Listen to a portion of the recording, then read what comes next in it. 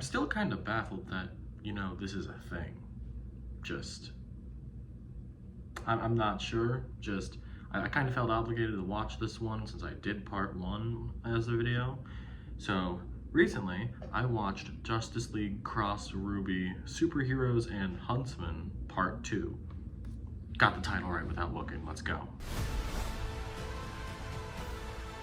As I said earlier, I did do a video on the first part of this big movie, so if you want to see my thoughts on that, go check that out. I'll link that, whether it's like a card or like just in the description, which might be easier. Again, Justice League X RWBY is it's like a crossover event that I kind of knew about already because it existed as a comic or a graphic novel already, and they just jump to the movies.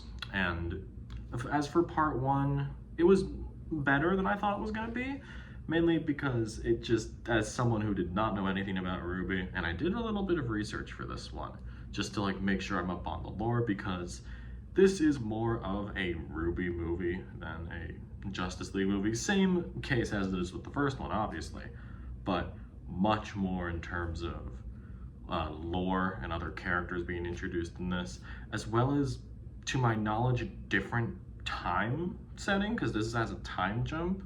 I'm pretty sure, I may be totally wrong, but out of what I looked at, this apparently takes place after Volume 7, and the first one takes place after Volume 5. So, again, I may be wrong. This is just what I found while looking things up. And I guess that's where this movie was kind of doomed for me. Maybe in the way of, I think part 1 is better, mainly because there is much more stakes with the actual RWBY characters that I just didn't really care for.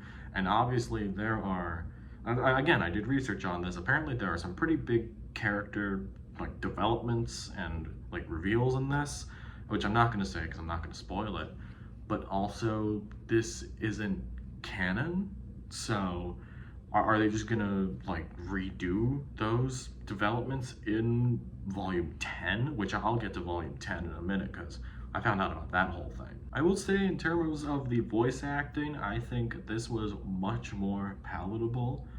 Nat Wolff as Batman from the first part is just gone. Like one of the worst Batman voices I've ever heard. I understand that it's supposed to be him as like a teen, but it was pretty awful. Instead, we have Troy Baker voicing Batman, and it kind of went hard. I was pretty shocked of just how incredibly well this did, and it was very strange to hear such a great Batman voice, especially after how ill-conceived and terrible the one in part 1 was. Travis Willingham voices Superman. I did my research on who all these other voice actors have played, and while I do typically like some of the roles that Travis has voiced, I'm going to flash some right here because I've seen some things he's been in. I was not really a giant fan of his Superman voice. I thought it was just a little too deep, and believe it or not, I actually prefer Chandler Riggs from part 1, which I don't know, I'm kind of shocked by that. What's even more shocking though is that David Dastmalchian is in this, voicing the Flash, and I had a damn near heart attack when I saw his name pop up in the cast. And as always, I really like David Dastmalchian. He's had a pretty wild year for what movies he's been in, like Oppenheimer, The Boogeyman, The Last Voyage of the Demeter. I'm missing a couple because he's just been in a lot of things. But him being in this, on top of adding yet another comic book role to his resume, is very strange, and I actually think he did a pretty good job in this as well. Killer Croc is not a major character in this movie, but the first thing I'd seen was this screenshot of how he looks in this, and look at this fucking guy. Look at him. The only couple lines he has is actually voiced by professional wrestler MJF over in AEW right now, and I don't know, his voice kind of fit for the couple lines he had. I don't know. I guess I didn't really mention the voice cast for Ruby.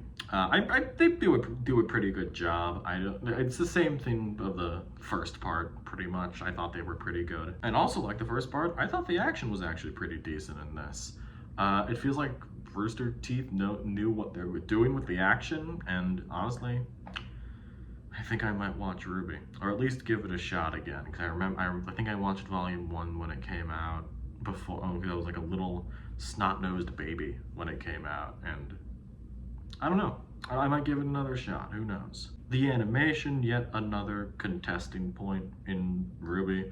It looks kind of better than Part 1, although I think a lot of the criticisms mainly comes down to character design, you know, like with Killer Croc. But honestly, I didn't really mind it this time around, which was one of the worst parts of Part 1. I guess the biggest disappointment with me is the writing and the story. Again, it's probably because I don't know a lot about Ruby. I did as much research as I could, trying to learn like where the characters are now, and I don't know. It just didn't do much for me. If you are a Ruby fan and this did a lot for you, good for you. I know that apparently these are some big reveals here, and also a lot happened in between when these two movies took place, so I had to catch up on that a little bit. But this just didn't do anything for me when it comes to the story. And now I gotta mention Volume 10, mainly because there is no Volume 10, at least as of right now when I looked, because apparently Rooster Teeth is in a lot of trouble with money right now. They are very close to liquidating out of what I was looking at, and there is a non-zero chance that this, the Justice League and Ruby crossover, there's a non-zero chance that this is the last piece of Ruby media ever. So I feel like I have to take into context of this like testing the waters of how Ruby could do as a franchise now if there's the chance of it jumping ship to another studio, which I don't really think that's going to happen in terms of jumping to a new studio. But knowing that this is probably, at least for a little while, because COVID has messed up a lot of animation, like production, but at least for a while, this will be the last piece of Ruby media if Volume 10 doesn't happen. As in the view of testing the waters for getting more people into Ruby, I guess I said I might watch Ruby, so it kind of did its job for me, but I feel like only Ruby fans are watching this. Well, at least except for me, because it kind of spoke to me. I'm a DC guy. I like DC. So from that perspective, it is just strange that this would happen. I haven't really seen a lot of chatter about it online outside of the Ruby fandom. So I don't know. This is just a weird experiment that kind of came out this year, and will probably go down as one of the weirder things for in terms of like movies like this that have come out this year. I don't know. I just feel like I prefer Part 1 mainly because it feels like a more streamlined option into getting into Ruby mainly. I got to know the characters and all of that, and it was nice to see an introduction, but then maybe they were expecting people to watch Ruby, then go into Part 2, but then just knowing that on top of it, it's not canon, and just knowing all these different things, I think this was a strange thing to do, and I guess I do prefer the first part because of that. Justice League Cross Ruby, Superheroes and Huntsmen Part 2, I'm gonna give this a 4 out of 10. It's fine enough, it's not a bane on my existence or anything, but this didn't really do anything for me. With the title, I had realized that, like the title of Ruby, all the letters are the first letters for main characters, and I wondered why isn't it spelled R-U-B-Y? I don't know, something I thought about.